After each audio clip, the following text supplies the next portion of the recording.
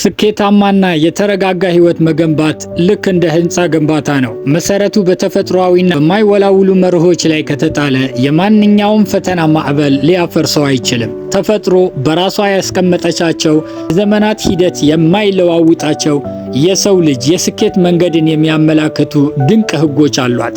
ከነኚህ ድንቅ ህጎች መካከል 15ቱ ለዛሬ ይዤላችሁ መጥቻለሁ። ከነኚህ መካከል አንደኛውና የመጀመሪያው የምክንያትና የውጤት መርህ ነው።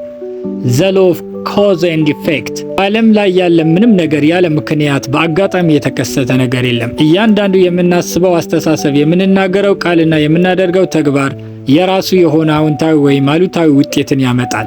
ስለዚህ የምንፈልገው ውጤት ለማግኘት አስቀድመን ያንን ውጤት የሚያመጣውን ትክክለኛ ተግባር መውሰድ ይኖርብናል።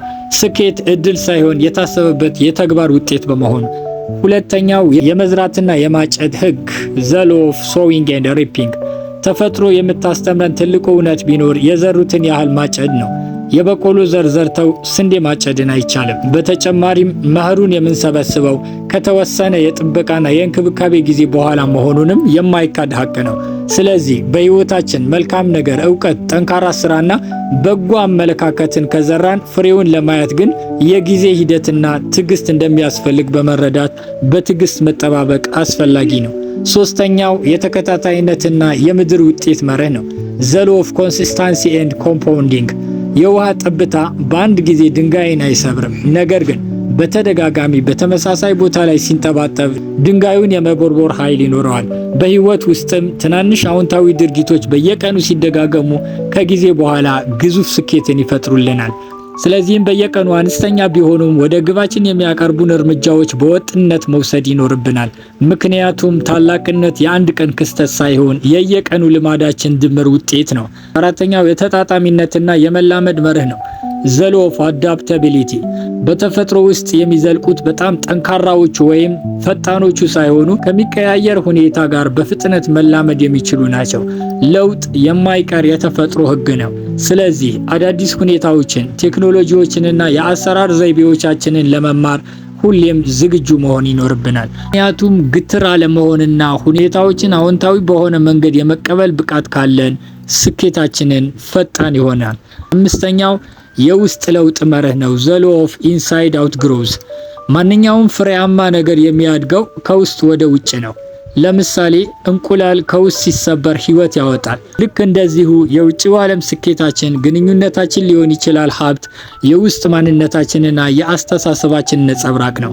ስለዚህ የውጭው ዓለም ከመቀየራችን በፊት የውስጥ ማንነታችን፣ አስተሳሰባችንና ስሜታችንን መቀየር ወሳኝ ነው። ምክንያቱም ራሳችንን ማወቅና መለወጥ የሁሉም ስኬታችን መነሻ በመሆኑ።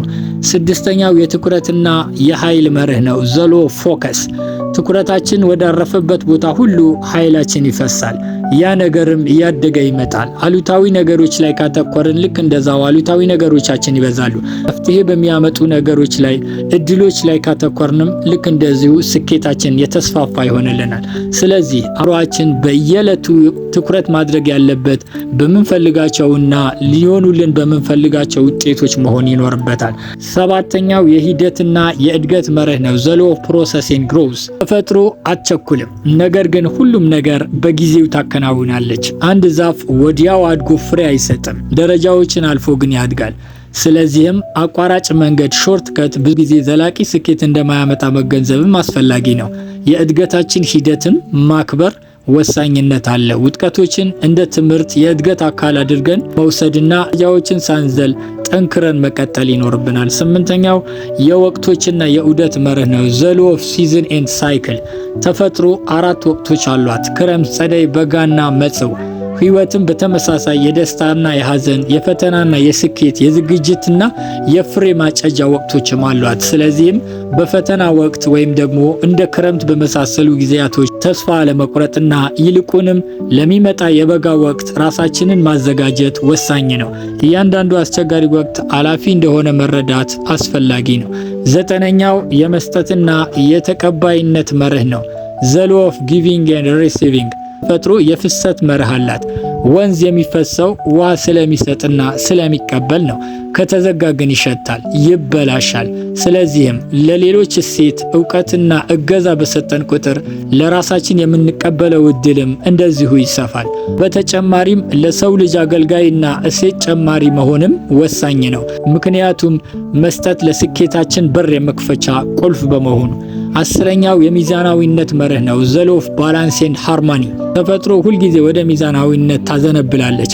በህይወታችን በአንዱ ዘርፍ ብቻ ከተጋነንን፣ ለምሳሌ በገንዘብ ብቻ አተኩረን ጤናችንና ቤተሰባችን ብንረሳ ህይወታችን ሚዛኗን ትስታለች። ስለዚህ በስራ፣ በጤና፣ በመንፈሳዊነት፣ በቤተሰብና በማህበራዊ ህይወት መካከል ጤናማ ሚዛንን መፍጠር አስፈላጊ ነው። 11ኛው የመደጋገፍና የትስስር መርህ ነው፣ ዘ ሎው ኦፍ ኢንተርዲፔንዳንስ። በተፈጥሮ ውስጥ ያለ እያንዳንዱ ፍጡር ከሌላው ጋር የተሳሰረ ነው።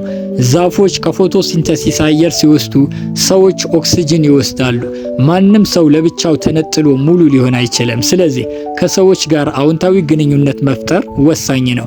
የቡድን ስራ ቲምወርክና ትብብርን መልመድ አስፈላጊው ጉዳይ ነው። ብቻችን ከመሄድ ይልቅ ከሰዎች ጋር በመሆን እጅግ ማራኪ የሆነና ፈጣን ጉዞ ማከናወን እንችላለን። 12ኛው የመቀበልና የመልቀቅ መርህ ነው፣ ዘ ሎው ኦፍ አክሰፕታንስ ኤንድ ሌቲንግ ጎ።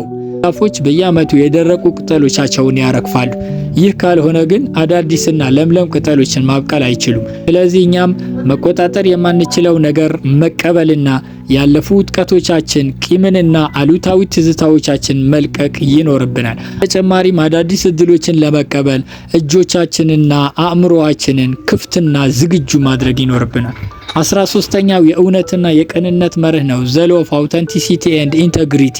በተፈጥሮ ውስጥ ማስመሰል የለም። እውነተኛ ማንነት ሁልጊዜ ይገለጣል። ወርቅም በእሳት ሲፈተን እውነተኛ ማንነቱን ይወጣል። ስለዚህም የሐሰት ስኬት በጊዜ ሂደት ስለሚደርቅ ከሐሰት ስኬት መጠበቅ ይኖርብናል። ምክንያቱም በሁሉም ነገር እውነተኛና መርህ ያለው ሰው ስንሆን የእሴቶቻችን ተግባራትና ውስጣዊ ሰላማችን ዘላቂነት እንዲኖረው ይረዳናል። 14ኛው ዘ ሎው ኦፍ ሬስት ኤንድ ሪኒዌል። ሌሊት ለቀን እረፍት ይሰጣል። መሬትም ቢሆን የተወሰነ ጊዜ ሳይታረስ ካረፈ ለምነቱ ያድሳል።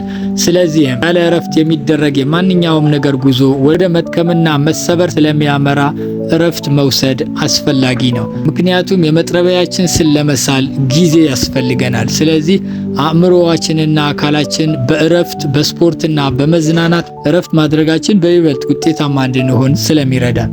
15ኛውና የመጨረሻው የሙሉ ኃላፊነት መርህ ነው፣ ዘ ሎው ኦፍ ፐርሰናል ሪስፖንሲቢሊቲ። ተፈጥሮ ለምታደርገው ነገር ሁሉ የራሷን ሚዛን ታስጠብቃለች። ህይወታችን ውስጥ ለሚከሰቱ ነገሮች፣ ለምናደርጋቸው ምርጫዎችና ለውጤቶቻችን ባለቤት እኛው ራሳችን መሆኑን መገንዘብ ይኖርብናል።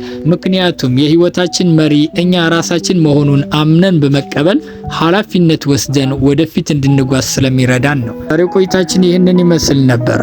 በሚቀጥለው እንደዚሁ ለህይወታችን ኪና ጠቃሚ የሆነ ቪዲዮ እንዲደርሳችሁ ሰብስክራይብ፣ ላይክ፣ ኮሜንትና ሼር በማድረግ ቤተሰብ ሆኑ። እወዳችኋለሁ። ባይ